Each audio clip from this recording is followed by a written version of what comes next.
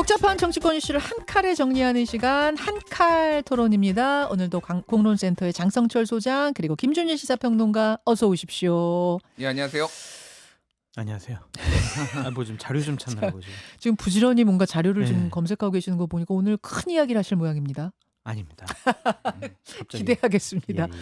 아니 오늘 뭐 정치권의 가장 핫한 이슈라면 민주당 이슈부터 갈 수밖에 없을 것 같아요. 1인 1표제.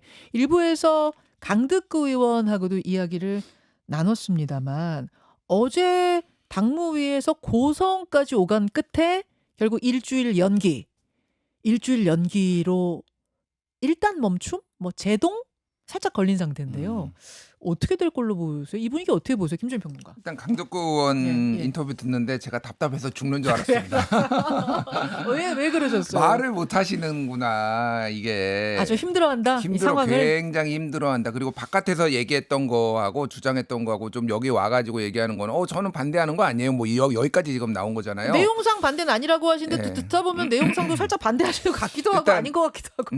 제가 뭐 정확한 예. 저간의 사정은 모르지만은 예. 당원들에게 얼마나 시달리셨나 약간 추론을 하는 거예요. 제가 보기에는. 그게 예, 무슨 예. 말씀이세요? 그러니까 당원들 권리 강화하겠다는데 강덕구 넌 뭔데 지금 왜 반대해? 뭐 이렇게 지금 어제 하룻밤 사이에 하루 이틀 사이에 그런 일이 있지 않았을까? 제 개인적으로 추론을 하는 거고 이게 큰 틀에 지금 민주당에서 해왔던 방향 네, 뭐 네. 이런 거가 이제 뭐 권리당원 강화, 뭐 주권 당원 주권 시대 뭐 이런 거잖아요. 그래서 정청래 대표도 이거 이재명 대표가 하던 거 내가 이어받은 거다 이렇게 얘기를 하고 있잖아요. 이미 호랑이 등에 올라탔다. 제가 보기에는 이거를 거스를 수가 없는 거예요. 그래서 뭐 비율이 1대 뭐 20이냐, 1대 60이냐, 1대 200이냐 뭐 이게 중요한 것 같지는 않아요. 그리고 뭐 반드시 대의원제를 유지하는 게 뭐 반드시 장점만 있는 건 아니고 단점도 있을 거. 돈봉투 사건 같은 경우에도 뭐 그런 네. 대의원들 집중적으로 공략을 해가지고 약간 부패 사건도 있었잖아요. 근데 이제 이거를 큰 틀에서 보면은 사실은 지금 1대 20 이 당원 네. 1대 20을 1대 1로 바꾸는 거 여기에만 집중하고 있는데 부수적으로 지금 굉장히 많은 그 디테일들이 있었어요. 뭐 좀만 설명을 드리면은 이번에 내년 지방선거에 네. 4인 이상이 후보자가 나오면은 예비 경선을 치르게 됐어요. 네, 이거를 예전에는 그 시도당에서 주도적으로 컷오프도 그랬거든요. 무조건 권리당원 100% 경선입니다. 네, 네. 권리당원이 다 결정을 해요. 4인 이상은. 그러니까 100% 오픈 프라이머리. 예, 그렇게 하고 그 다음에 거기에서 이제 3명으로 추리면은 거기에서 당원 50 그리고 국민 여론 50 이렇게 하고 그 다음에 여기에서 또 결선 투표제를 가요. 50%가 못 봐. 이게 무슨 얘기냐면은 무조건 당원의 마음을 얻지 못하면은 뭐 아무리 뭐가 돼도 안 된다라는 거고 시도당 위원장들이 힘이 다 빠진 거예요. 사실은 할 수 있는 게 없어요. 시도당 위원장이. 아하. 이게 그러면은 게다가 기초 광역 비례대표도 예전에는 그 상무위원들이 네. 쉽게 하면 시도당 위원을 포함해서 그쪽에 있었던 사람들이 뽑았는데 이거를 권리당원 투표로 바꿨거든요. 자, 이게 무슨 일이 벌어지느냐? 지금 시도당 위원장들은 대부분 이재명 대표 시절에 임명했던 사람들이에요. 그렇죠. 예, 그 사람들의 힘 다 빼겠다. 바지로 허수아비로 만들겠다라는 거예요. 사실은. 근데 말을 못 해요. 그분들이. 이거 너무 시도당 위원 다 힘 빼는 거 아니냐. 중앙위원, 상무위원 힘 다 빼는 거 아니냐. 그런데 말을 못 합니다. 그 말씀은 지금 1인 1표제를 바꾸느냐 마느냐 이 제도의 문제라기보다는 그 저간에 흐르는 어떤 권력 투쟁? 뭐 이런 거라고 보시는 거예요? 그렇죠. 당대표 선거 같은 경우에도 지금 원래는 중앙위원이라고 하면은 국회의원, 시도당 위원장, 당 지도부를 포함하고 이게 50. 그리고 권리당원 25, 여론조사 25. 이게 예비 경선이었거든요. 그거를 중앙위원을 50에서 35로 낮추고 그리고 권리당원은 25에서 30으로 올리고 여론조사도 25에서 30으로 올리고 그러니까 네. 중앙위원들 쉽게 얘기하면은 지금 중앙위원들이 이재명 대표 시절에 임명했던 사람들이 그렇죠. 많으니까 그러면 다 힘 빼겠다라는 게 정청래 대표의 이건데 이 그림인데 이거를 굉장히 발톱을 일찍 드러냈다. 대통령 취임 6개월도 안 됐는데 지금 드러내니 이게 지금 사달이 난 거예요, 사실은. 하하. 알겠습니다. 그 말씀이 그럴듯한 것이 지금 이 1인 1표제에 대해서 가장 강한 반대 목소리를 내는 조직이 더민주혁신회의. 이른바 찐명 조직으로 이제 외곽 조직인데 찐명 조직으로 알려진 그 조직에서 가장 강한 반대 목소리를 내고 있다는 점. 장 소장님도 이 시각에 동의하세요? 동의하고요. 될 거예요. 그냥 일주일 연기한 것뿐이다. 그런 생각이 좀 들고 이 당원 주권주의 그리고 뭐 당원이 뭐 주인이 되어야 된다. 뭐 민주화해야 된다. 이런 네. 것들은 이재명 대통령이나 더민주혁신회의가 계속적으로 주장해왔던 거예요. 본인들 스스로 이거를 거부할 명분은 없어 보입니다. 단지 그냥 연기한 거는 대통령 순방 중에 이렇게 당이 사달이 나고 논란이 불러일으킨 게 맞냐. 오신 다음에 통실과 좀 얘기해가지고 처리하겠다. 그런 것 같아요. 그런데 대의원 제도라는 건요. 당을 장악한 세력, 주류 세력이 무조건 유리하죠. 유리하잖아요. 근데 정청래 대표는 지난번 선거에서 보면 대의원에서는 졌잖아요. 네. 이것만 자기가 1인 1표제로 하면은 그냥 다음번 당대표 되는데 뭐 걸림돌이 하나도 없어질 것 같아. 그런 생각인 것 같습니다. 그래서 약간 뭐 다툼은 있겠지만 이재명 대통령께서도 대표 시절에 계속 주장해왔던 거기 때문에 통과 안 될 리가 없다. 단지 그냥 시점상 문제다라고 보여집니다. 그럼 이재명 대통령의 생각도 지금 뭐 1인 1표제로 갈 수밖에 없을 거야 쪽이라고 보세요? 반대할 명분이 없잖아요. 명분이 없어서. 네. 그러니까 지금 의도에 대해서는 양쪽 찬성과 반대의 의도, 어떤 정치적인 의도에 대해서는 읽어주셨거든요, 김주일 평론가. 그렇게 생각을 한다고 하더라도 명분으로는 반대할 수 있는 사람이 없어요. 없다. 이현주 의원이 지금 강하게 반대하지만 네. 그분 얘기가 절차적인 문제 토론을 좀 더 해야 되지 않냐. 우리가 그동안 민주당이 가져왔던 전통적인 제도인데 이거를 그냥 며칠 만에 이렇게 바꾸는 게 맞냐. 자, 논의해보자. 그러면 이거잖아요. 두 분 다 어쨌든 조금 미뤄지긴 했어도 1인 1표제는 통과될 수밖에 없을 거다. 그럼 그 다음은 어떻게 되는 거예요? 그 다음은 정청래 대표가 연임까지 순조롭게 가고 당대표로서 총선 공천권 가지고 대선 가도까지 쭉 가는 이재명식 모델을 따라 착착착착 갈 거라고 보십니까? 아니면 뭐 다른 또 시나리오들이 펼쳐질 거라고 보십니까? 시나리오가 많이 있겠지만 내년 지방선거 후 전당대회 때까지 한 10개 허들이 있는데 지금 6개가 없어진 것 같아요.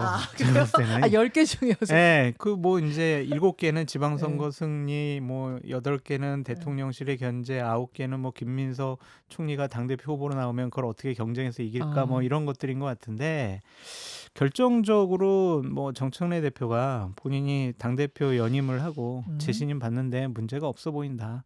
그거를 계속해서 추진해 나갈 것 같아요. 밀어붙일 것 같아요. 저는 좀 죄송합니다. 네. 저는 좀 목이 생각이 메요. 다른데. 이재명 대통령 생각하니까 목이 메이시는구나. 그러니까 뒤에 우리 오늘 죄송합니다. 목이 예. 좀 오늘 미세먼지가 어제부터 계속 안 좋아가지고 예, 커피 한 잔 쭉 좀 들이키시고 천천히 하세요. 괜찮아요. 예. 뒤에 우리가 장동혁 대표 얘기도 할 텐데 네. 사실은 지금 정치권에서 양당의 대표가 다 하는 게 네. 다 이게 이재명 효과예요. 양당 다? 예, 이재명 벤치마킹, 이재명 효과. 무슨 얘기냐면은 이 정청래 대표 같은 경우에는 이재명 대표를 그대로 답습하는 거예요. 권리당원 강화 계속하면서 이재명 대표는 심지어 국회의장하고 원내대표 뽑는데도 권리당원의 20% 할당을 했잖아요. 저는 맞아요. 그거는 굉장히 비판적으로 계속 얘기를 했던 게 국회법에 국회의원이 뽑도록 돼 있는데 그거를 왜 권리당원을 주냐. 그거는 법에 어긋나는 거고 그런 거는 설득을 했었어야 된다라고 생각을 해요. 그런데 그냥 당원이 원하니까 그냥 주기 시작해서 여기까지 온 겁니다. 그거를 그대로 이제 답습을 하는 건데 다만 상황이 달라요. 상황이 다른 건 뭐냐면 이재명 대표가 했을 때는요. 본인 위에 아무도 없었어요. 그러네. 예, 그냥 야당 대표가 야당이니까. 야당의 네, 세력의 1등이니까. 네. 근데 여기에는 명백하게 아직 취임 6개월도 안 되고 인기가 많은 대통령이 있습니다. 이거를 이 권력 투쟁의 화신 이재명이 가만두고 보고 있을까요, 이거를? 그러니까 생각해 보면은 만약에 지방선거에서 이대로 무난하게 가면은요. 네. 소위 말해서 정청래 라인이 대거 이제 들어갈 가능성이 높아요. 뭐 직간접적 그 개파가. 그러면은 다음 만약에 8월 달에 이제 전당대회 열고 정청래 대표가 만약에 재선이 된다. 네. 그러면 국회의원들은 이제 대통령 말 안 듣습니다. 공천 받아가지고 재선하는 게 뭐 다음 거 당선되는 게 목표인데 작은 의미의 권력 투쟁의 의미에서의 네. 레임덕이 온다 대통령한테. 그러면 가만히 있겠느냐 대통령 입장에서? 저는 아주 조심스러운데 사정 정국이 벌어질 수도 있겠다. 잘하면은.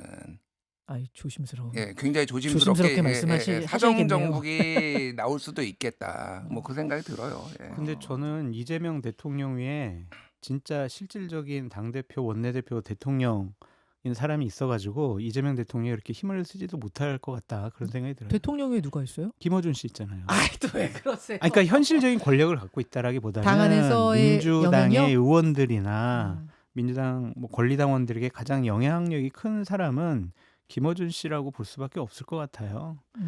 그 지점에 대해서 정청래 대표가 계속적으로 본인의 뒷배경과 힘으로 백그라운드로 사용하는 것 같고 그거를 다른 의원들도 상당히 좀 두려워하고 있지 않나 그런 생각이 들고 추측입니다. 예. 강득구 의원도 여러 권리당원들의 좀 항의를 받지 않았을까. 당원 주권주의 시대를 열겠다는데 당신이 왜 그래? 막 이런 당원들의 강한 항의성 여러 가지 문자 전화를 받고 좀 위축된 것이 아닌가 좀 그런 생각도 해봅니다. 그래서 실질적으로 민주당뿐만이 아니라 민주 진영, 진보 진영을 이끌어가는 거는 여론의 흐름을 이끌어가는 건 김어준 씨라고 보여요. 김어준 씨가 지속적으로 저 문제에 대해서 문제 제기를 하고 1인 1표제로 가야 한다라고 얘기하고 있기 때문에 저는 이재명 대통령도 그렇게 큰 힘을 쓰긴 어렵지 않을까 그런 생각이 듭니다.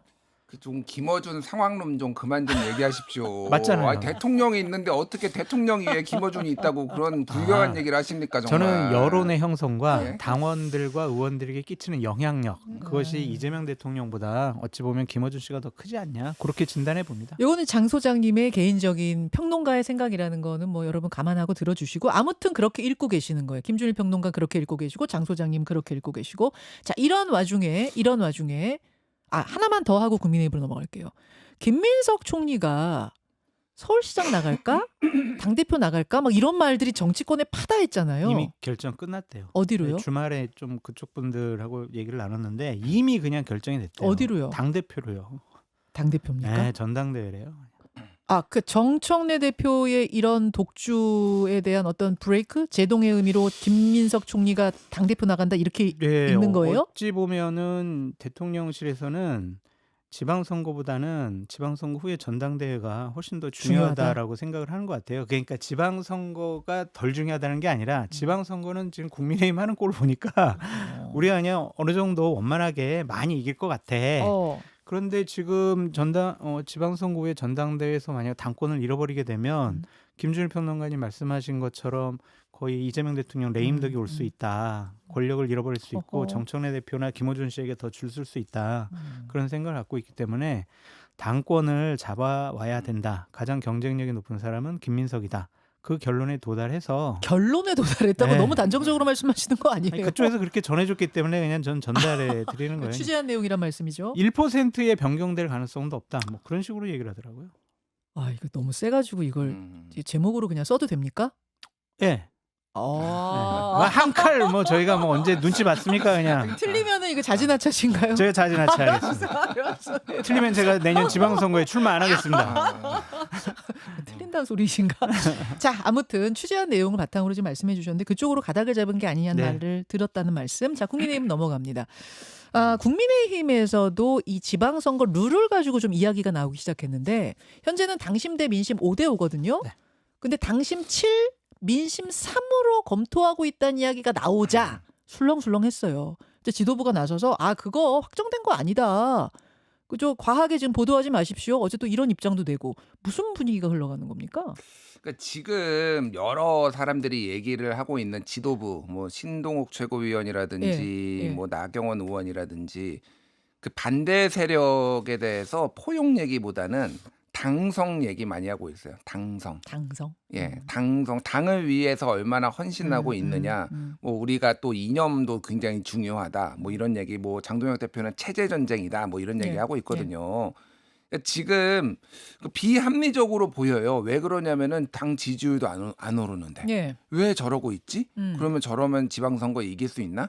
이것도 역시 이재명 효과예요. 그러니까 무슨 얘기냐면은 이재명 당대표 시절에 특히 초반에 일기 때 보면은 사법 리스크 때문에 굉장히 힘들었고 특히 이제 구속이 되느냐 마느냐 뭐 이런 식으로 공격도 많이 당하고 막 그랬잖아요. 그때 이재명 대표가 어떻게 했냐면은 전선을 선명하게 그었습니다. 그렇죠. 예, 소위 말해서 비명과 친명의 전선을 긋고 그다음에 비명들을 수박 딱지를 붙여서 뭐 이재명 대표가 붙였든 아니면 이재명을 따르는 사람들이 붙였든 그래가지고 비명 학살을 결국 공천에까지 했잖아요. 그러니까 뭐냐면은 가장 중요한 거는 우리 세력이 내가 살아남고 언젠가 버티다 보면 한 번은 기회가 온다. 예, 정권이 실수를 하고 그게 윤석열 정권이 결국은 삽질을 해가지고 이재명 대표한테 다시 왔잖아요. 그때만 하더라도 정말 이재명이 대통령이 될 수 있어? 많은 사람들이 저렇게 자기 지지층에만 소구화해서 가능해? 이런 생각을 많은 사람들이 했잖아요. 네. 결국은 흐름이 왔다라는 거예요. 아. 그러니까 지금 정확하게 장동혁도 정확하게 자기 반대 세력들 이 사람들을 쳐내는 방식으로 그게 룰을 바꾸든 아하. 윤리위원회를 동원을 하든 뭐가 됐든 그 방식으로 가고 있다. 물론 지금 지지율 안 나와. 상관없어. 물론 지지율 잘 나오면 좋지만 상관없고 일단은 여기가 버티고 내 것을 단단히 해야 된다. 내 것 단단히 하고 내 경쟁자들 예를 들면 한동훈이라든지 뭐 이런 네. 사람들 쳐버리고. 뭐 다 쳐버리고 그 다음에 한 번의 기회가 왔을 때 그때를 잡는다. 잡는다. 그러니까 지금 하고 있는 게 정권에 대해서 굉장히 세게 얘기하고 있죠. 탄핵 얘기하고 있잖아요. 어우, 세요. 이재명 당대표 시절에도 뭐 이재명 대표가 직접 하지 않더라도 탄핵 얘기 계속 나오고 그랬잖아요. 그러니까 정확하게 지금 데칼코마니처럼 양 당 대표가 다 이재명을 벤치마킹하고 있다. 이재명의 길 결국은 대통령으로 성공한 모델이 되다 보니까 양당 대표가 그 길로 가는 것 아니냐. 강성 지지층에만 소구하는 방식으로 가다 보니까 중도의 민심하고 좀 멀어지는 거 아니야 그 말씀이신데. 근데 하나만 더 말씀드리면은 아까 정청래 대표도 상황이 달랐잖아요. 예. 여기도 달라요. 장동혁 대표도. 장동혁 대표는 다른 그냥 야당이 아니라 지금 내란 정당에 딱지가 붙은 거예요. 근데 이렇게 가면은 이재명이 성공했던 방식으로 그러면 할 수 있을 것인가에 대해서 굉장히 많은 우려가 있는데 그냥 일단은 가겠다라는 거죠. 그 12월 3일이 다음 주입니다. 불법 계엄 1주년이 되는 그날 메시지가 나와야 되잖아요. 게다가 장동혁 대표 같은 경우는 취임 100일이거든요. 딱 겹쳐요. 무슨 메시지를 낼 것이냐에 많은 분들이 집중하고 있습니다. 무슨 메시지 나올 것 같습니까? 두 가지의 큰 원칙은 있는 것 같아요. 윤 어게인 얘기는 안 한다. 안 그렇다고 한다. 윤과의 절연 얘기도 안 한다. 아예 안 한다. 네, 그 부분은 이제 날이 날인데 그 안 할 수가 있어요. 어느 네. 쪽이든 해야 되지 않아요? 윤이 주어가 아니다. 윤이 주어도 아니고 목적어가 아니다. 다만 계엄은 사과하고 가장 큰 방점은 이재명 나빠요. 이 메시지에 집중할 거다라는 얘기를 들었습니다. 아 이것도 들으신 거예요? 네.